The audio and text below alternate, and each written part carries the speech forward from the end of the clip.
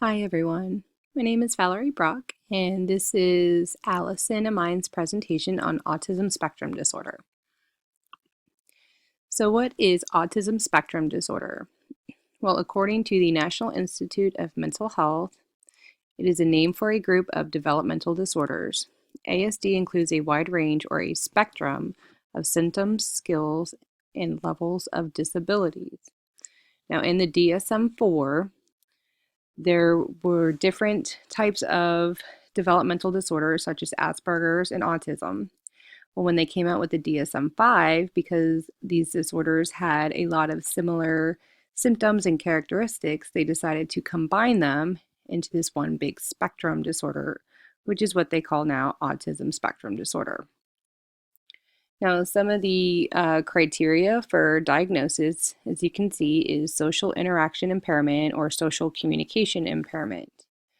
And some of these is just, for example, when it comes to social interaction, is that they're having a hard time like adjusting to social situations, establishing or understanding social relationships.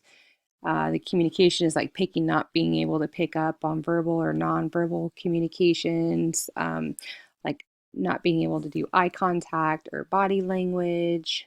Um, and also, people with autism spectrum disorder uh, have to have a repetitive pattern or a repetitive behavior. So they like routine. Everything's always about routine. You can also see them do things.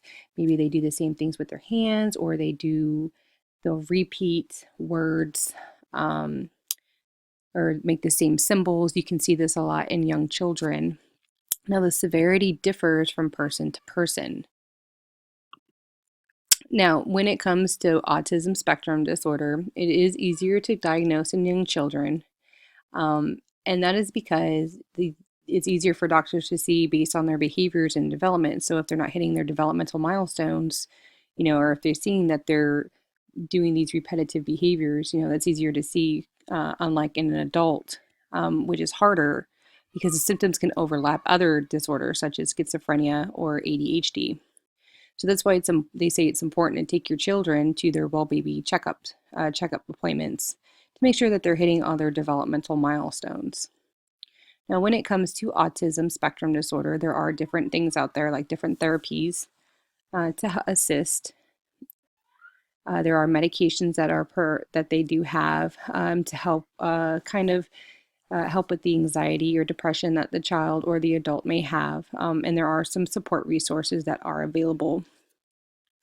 I did find a video that gives more detail about the that gives more detail about autism spectrum disorder, and it goes more into depth about the changes from the DSM-4 to the DSM-5, the different severity levels of the of autism spectrum disorder, and it goes a little bit more in depth into the symptoms. So I hope you enjoy it. If you could please click on slide 4 of the presentation, you will be able to watch the video again. Please enjoy the video, and Allison is up next with our article.